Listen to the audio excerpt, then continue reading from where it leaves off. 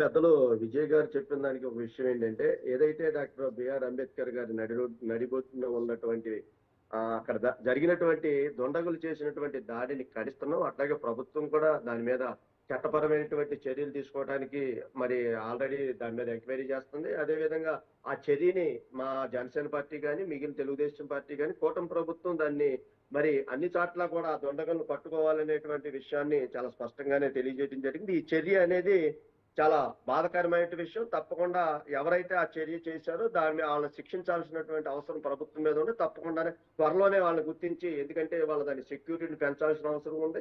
ఇవాళ సీసీ కెమెరాల వ్యవస్థ ఉంది కాబట్టి త్వరలోనే వాళ్ళని పట్టుకుంటారు.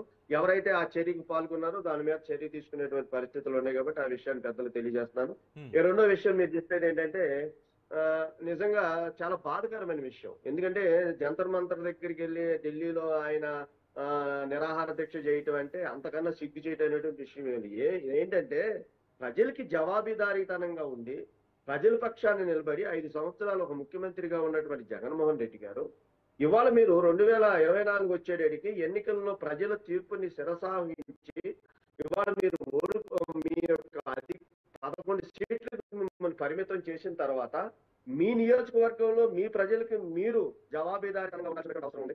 మీ పార్టీకి, మీరు వైఎస్ఆర్సీపీ పార్టీకి జవాబుదారితనంగా ఉండాల్సినటువంటి అవసరం జగన్మోహన్ రెడ్డి గారి మీద ఉంది. ఆయన పులివెందుల ఎమ్మెల్యేనా, లేకపోతే ప్రతిపక్ష నాయకుడా, లేకపోతే మాజీ ముఖ్యమంత్రి అనే దానికన్నా కూడా ప్రజలకి జవాబుదారితనంగా ఉన్నటువంటి ఎమ్మెల్యేగా ఎన్నికైనటువంటి వ్యక్తివి నువ్వు మొట్టమొదటి చేసినటువంటి పని ఏంటి? ప్రజలకు సమాధానం చెప్పాలా. ఏం చేశారు మీరు? కనీసం ఒక స్పీకర్ స్థానంలో ఉన్నటువంటి వ్యక్తి స్పీకర్ను ఎన్నుకున్న తర్వాత ఆ స్థానంలోకి తీసుకెళ్లి కూర్చోపెట్టాల్సినటువంటి నైతిక బాధ్యత ఒక ఎమ్మెల్యేగానే తీసుకున్నాం, లేదంటే ఒక మాజీ ముఖ్యమంత్రిగా మీరు నిర్వర్తించాల్సినటువంటి విషయాన్ని అక్కడే మీరు మరి తప్పు చేసినటువంటి విషయాన్ని ప్రజలు గమనించారు. మీ యొక్క విధానాలను ప్రజలు గమనించడం వల్లనే మిమ్మల్ని పక్కన కూర్చోబెట్టారు.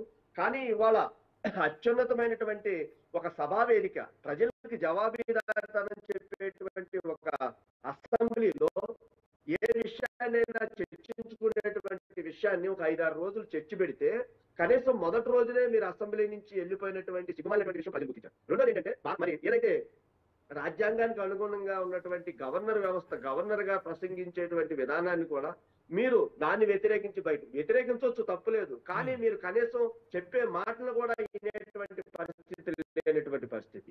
మూడోది, ఏదైతే మీరు 36 హత్యలు జరుగుతున్నాయని చెప్తున్నారో ఆ 36 హత్యల గురించినటువంటి చర్చ అసెంబ్లీలో జరిగింది. అసెంబ్లీలో జరిగినప్పుడు మీరు వెళ్ళి దాని మీద నిలదీయాల్సినటువంటి ఒక నైతిక హక్కు, మీరు ఒక ఎమ్మెల్యేగా, ఒక మాజీ ముఖ్యమంత్రిగా మీకు నైతిక బాధ్యత ఉన్నప్పటికీ కూడా మీరు అసెంబ్లీని వదిలిపెట్టి ఎక్కడో ఢిల్లీలో ఉన్నటువంటి జంతర్ మంతర్ దగ్గరికి వెళ్ళి మీరు ధర్నాలు చేసి 36 మందిని చంపేశారు, రాష్ట్రపతి పాలన పట్టనంటే దానికి ఒక సిద్ధాంతాలు ఉంటాయండి. అంతా కలిపి అప్పటికి 45 రోజులు, 8 రోజులు అయినాయి మీరు చేసే నాటికి. ఇందాక చెప్పినట్టు అక్కడ జరిగినటువంటి హత్యలు అవి వ్యక్తిగతం అవ్వచ్చు ఏంటి అనేది అది ఇన్వెస్టిగేషన్ పరిధిలో ఉన్నటువంటి వ్యవస్థలో ఉన్నటువంటి విషయాలు కాబట్టి దాని జోలికి మనం వెళ్ళకూడదు. కాబట్టి అవి రాజకీయ హత్యలా, వ్యక్తిగత హత్యలా, లేకపోతే ఏ కారణాల వల్ల జరుగుతున్నాయి అనేటువంటి విషయాన్ని ఒక ఇన్వెస్టిగేషన్ సంస్థ ఒకటి మనకు ఉంది కాబట్టి, పోలీసు వ్యవస్థ ఒకటి ఉంది కాబట్టి దాన్ని నిగ్గు తేలుస్తున్నాయి. అధికారులు కూడా చాలా స్పష్టంగా చెప్పడం జరిగింది. దానిలో భాగంగా ఏదైతే హోంశాఖ బాధ్యత తీసుకున్నటువంటి అనిత గారు ఉన్నారో ఆమె కూడా ప్రతిరోజు మరి వాళ్ళ మీడియాలో చాలా స్పష్టంగా చెప్పడం జరిగింది. ఏం చెప్పింది? మీరు మాకు లిస్ట్ ఇవ్వండి, మాకు అందించండి, సమాచారం ఇవ్వండి, మేము తప్పకుండా వాళ్ళ మీద చర్యలు తీసుకుంటాం. ఆ ఎఫ్ఐఆర్ లో ఉన్నటువంటి పేర్లు ఇవ్వండి, ఎఫ్ఐఆర్ లు మాకు అందించండి అని అంటే ఈ రోజు వరకు సమాధానం లేదు. అదే విధంగా శాసనసభలో ముఖ్యమంత్రి వేణుగోపాల్ గారు డిస్కషన్ లో ఒక షార్ట్ బ్రేక్ తీసుకు